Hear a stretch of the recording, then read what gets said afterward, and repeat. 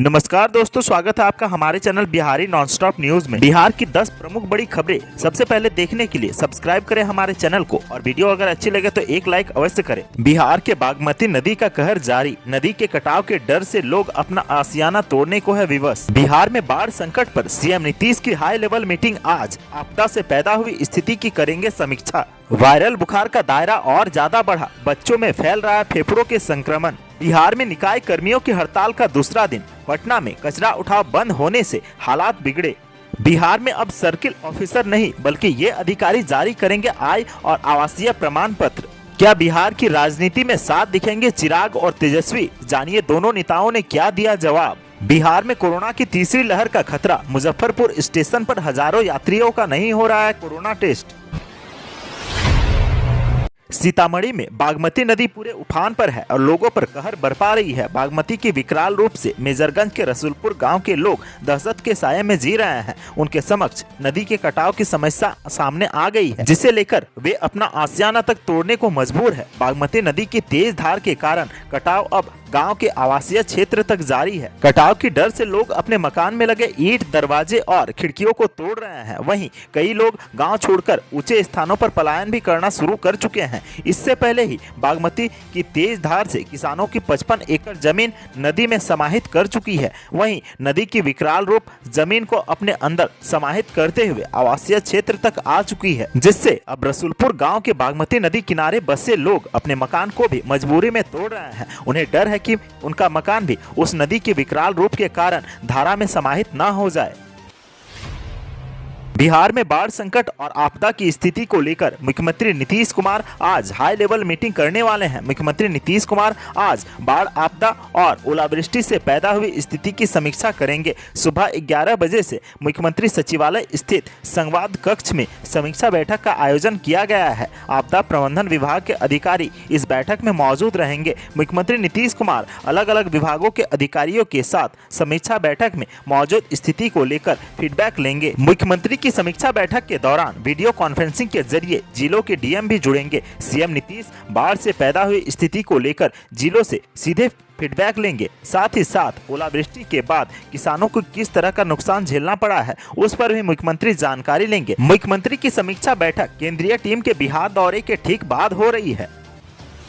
बिहार में जानलेवा वायरल बुखार का फैलाव और तेजी के साथ बढ़ता जा रहा है। वायरल की चपेट में आने वाले बच्चे निमोनिया के साथ साथ फेफड़े के संक्रमण, ब्रोंकाइटिस और गंभीर समस्याओं का सामना कर रहे हैं। सांस लेने में उन्हें परेशानी हो रही है, लिहाजा ज्यादातर बच्चों को ऑक्सीजन सपोर्ट कर रखना पड़ रहा है। पटना के सरकारी अस्पतालों से लेकर प्राइवेट अस्पतालों तक के अब इलाज के लिए एडमिट बच्चों की तादाद और बढ़ गई है। एक आंकड़े के मुताबिक पटना के जिन अस्पतालों में बच्चों का इलाज चल रहा है उनमें तकरीबन 40 से 50% बच्चे इसी तरह की बीमारियों से पीड़ित है। नीकू और पीकू वार्ड में भर्ती बच्चों को ऑक्सीजन देना जरूरी हो गया है। पटना के अलावे अब जिलों में भी वायरल बुखार और ब्रोंकाइटिस से पीड़ित बच्चों की तादाद बढ़ रही है। मुजफ्फरपुर में वायरल बुखार और ब्रोंकाइटिस से 107 बच्चे पीड़ित बताए जा रहे हैं। मुजफ्फरपुर के एसकेएमसीएच के आईसीयू में अभी 80 बच्चे इस बीमारी से पीड़ित होकर एडमिट हैं। 102 बेड वाले पीकू में फिलहाल 107 बच्चों का इलाज चल रहा है।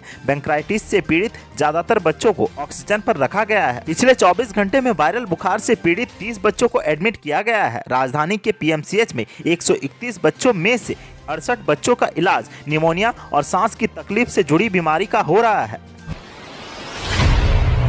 बिहार के नगर निकायों में काम करने वाले 30,000 कर्मियों की हड़ताल का आज दूसरा दिन है। पटना सहित राज्य भर के नगर निकायों में मंगलवार से निगम कर्मी और सफाई मजदूर अनिश्चितकालीन हड़ताल पर चले गए थे। इस हड़ताल के बाद राजधानी पटना की सूरत बिगड़ गई है। पटना में हर तरफ कचरा फैला हुआ है। कचरा का उठाव नहीं होने के कारण लोगों की परेशानी बढ़ी है। पटना में मंगलवार को हुई बारिश और सड़क पर फैले कचरे की वजह से लोगों को ज्यादा मुश्किलें उठानी पड़ रही है। पटना नगर निगम के तकरीबन 7,000 कर्मी और सफाई मजदूर इस वक्त हड़ताल पर हैं, जिसके कारण निगम की तरफ से हर दिन किया जाने वाला डोर टू डोर कचरा उठाव भी ठप हो गया है। पटना नगर निगम संयुक्त कर्मचारी समन्वय समिति के बैनर तले निगम कर्मियों ने मंगलवार को प्रदर्शन भी किया। निगम के कार्यालयों का कामकाज बुरी तरह से प्रभावित हुआ है। नगर निगम मुख्यालय मौर्या लोक में हड़ताली कर्मियों ने मंगलवार को प्रदर्शन किया। इसके अलावा पाटलिपुत्र अंचल में हड़ताल पर गए कर्मियों ने ताला लगा दिया।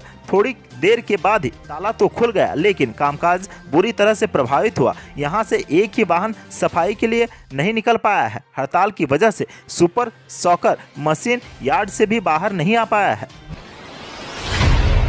बिहार में अंचल अधिकारी राजस्व संबंधी मुख्य काम परिमार्जन आदि पर फोकस कर सके, इसके लिए राजस्व एवं भूमि सुधार विभाग ने उनके काम के बोझ को कम कर दिया है। उनकी कई जिम्मेदारियों को बांट दिया गया है। जाति, निवास और आय प्रमाण पत्र निर्गत करने की जिम्मेदारी राजस्व अधिकारियों को देने का निर्णय लिया गया है। इससे लोगों को भी बड़ी सहूलियत मिलेगी। सीओ की अनुमति लेकर मॉडर्न रिकॉर्ड रूम के डाटा एंट्री ऑपरेटर परिमार्जन और एलपीसी के निष्पादन का काम करेंगे। इससे लोगों का समय तो बचेगा ही, सरकारी काम में पारदर्शिता के साथ साथ काम में तेजी भी आएगी। इसको देखते हुए सीएम नीतीश कुमार ने पिछले दिनों निर्देश दिया था।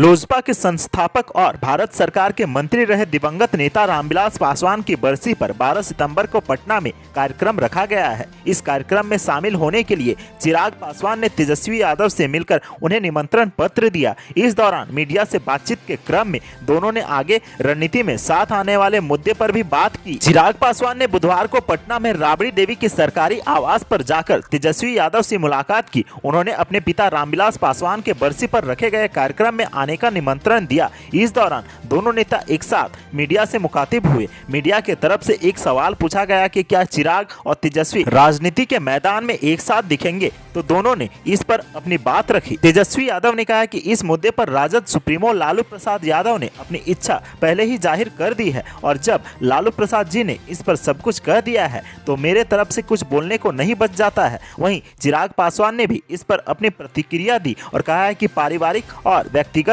तौर पर वे अभी मुलाकात करने आए हैं। इस दौरान ऐसे सवाल किया जाना उचित नहीं है। दूसरे राज्यों से हर दिन 40 ट्रेनें मुजफ्फरपुर जंक्शन होकर गुजरती है, जिससे करीब 10,000 से अधिक यात्री हर रोज रेलवे स्टेशन पर उतरते हैं। इन 10,000 यात्रियों में से लगभग 1880 यात्रियों का ही कोरोना जांच मंगलवार को स्वास्थ्य विभाग की टीम कर पाई। 9,120 यात्री बिना कोरोना जांच कराए ही रेलवे स्टेशन से निकल गए। पर्यवेक्षक मनोज कुमार ने कहा कि रेलवे स्टेशन पर 24 घंटे कोरोना जाँच की व्यवस्था स्वास्थ्य विभाग ने की है। इसमें अन्य जिलों से ट्रेन के द्वारा जो परदेशी आएंगे उनका कोरोना जांच की जाएगी। इसके लिए स्वास्थ्य विभाग ने रेलवे स्टेशन पर 4 काउंटर बनाए थे। यूटीएस काउंटर पर 3 केंद्र व पूछताछ केंद्र पर 1 काउंटर लगाए गए हैं। इसके अलावा 2 काउंटर रेलवे के बटलर रेलवे क्वार्टर के पास बनाए गए हैं, लेकिन ट्रेन आने के बाद यात्री कोरोना जांच करने से कतराते हैं। ऐसे में जो यात्री खुद ही जांच कराने आते हैं उनका ही जांच किया जा रहा है। Civil surgeon doctor Vinay Kumar ने कहा है कि यात्रियों की संपूर्ण जाँच हो सके, इसके लिए आरपीएफ व जीआरपीएफ को पुलिस बल देकर लाइन लगाने को कहा गया था, लेकिन रेलवे पुलिस ने पुलिस बल नहीं होने की बात कही, जिस कारण यात्रियों का संपूर्ण जांच नहीं हो पा रहा है। बिहार में कोरोना के 6 मामले सामने आए हैं। 4 जिलों में कोरोना के नए मरीज मिले हैं। समस्तीपुर में सबसे अधिक 3 मरीज, जबकि पटना, बेगूसराय और वैशाली में एक कोरोना के नए संक्रमित मरीज मिले हैं, जबकि 34 जिलों में एक भी नया मरीज नहीं मिला है। स्वास्थ्य विभाग की ओर से जारी रिपोर्ट के आधार पर यह आंकड़े हैं। पिछले 24 घंटे में 1,30,342 सैंपल की कोरोना जाँच हुई। इस दौरान 15 संक्रमित मरीज स्वस्थ भी हुए, जबकि 1 संक्रमित की मौत हो गई। राज्य में कोरोना संक्रमितों के स्वस्थ होने की दर 98.66% दर्ज की गई है। वर्तमान में राज्य में कोरोना के 54 सक्रिय मरीज इलाजरत हैं। कोरोना की पहली व दूसरी लहर के दौरान अब तक 7,25,759 संक्रमित मिल चुके हैं, जबकि इनमें से अब तक 7,16,048 संक्रमित स्वस्थ हो चुके हैं। राज्य में अब तक 9,656 कोरोना संक्रमित मरीजों की मौत हो चुकी है। बिहार में हर साल आने वाली बाढ़ ने इस बार भी तबाही मचाई है। पिछले दिनों गंगा नदी के जलस्तर बढ़ने से बख्तियारपुर में भी बाढ़ की स्थिति बनी हुई थी। गंगा नदी का जलस्तर कम होने से धीरे धीरे पानी घटने लगा है, लेकिन बाढ़ पीड़ितों की परेशानी थमने का नाम नहीं ले रही है। बख्तियारपुर के बाढ़ पीड़ितों की मदद के लिए बीजेपी के वरिष्ठ नेता व पूर्व राज्यसभा के सदस्य आर.के. सिन्हा एवं बीजेपी के युवा नेता ऋतुराज किशोर सिन्हा सामने आए हैं। बीजेपी के वरिष्ठ नेता व पूर्व राज्यसभा के सदस्य आर.के. सिन्हा व बीजेपी के युवा नेता ऋतुराज किशोर सिन्हा के सौजन्य से बख्तियारपुर विधानसभा के दियारा, रूपस, महाजी, चिरैया रूपस में बाढ़ पीड़ितों के बीच सूखा राशन का वितरण किया गया। बीजेपी कार्यकर्ताओं के द्वारा बाढ़ पीड़ितों के बीच सूखा राशन का वितरण किया गया। बीजेपी के वरिष्ठ नेता व पूर्व राज्यसभा के सदस्य आर.के. सिन्हा व बीजेपी के युवा नेता ऋतुराज किशोर सिन्हा का कहना है कि जिस तरह से कोरोना काल में जरूरतमंदों की मदद की गई, उसी तरह बाढ़ पीड़ितों की मदद की जा रही है।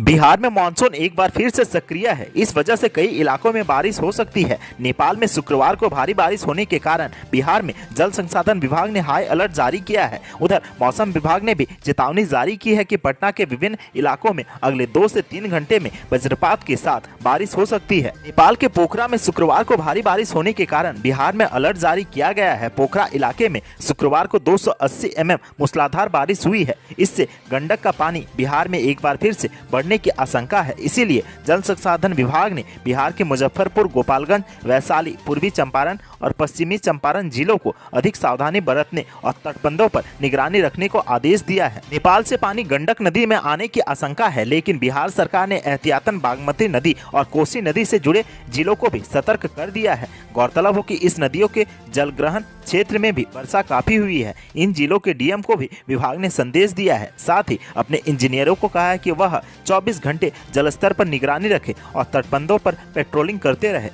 तो आज की सुर्खियों में बस इतना ही। बिहार से जुड़ी खबरों के लिए सब्सक्राइब करें हमारे चैनल को और साथ ही साथ अपने दोस्तों और रिश्तेदारों में शेयर जरूर करें। धन्यवाद।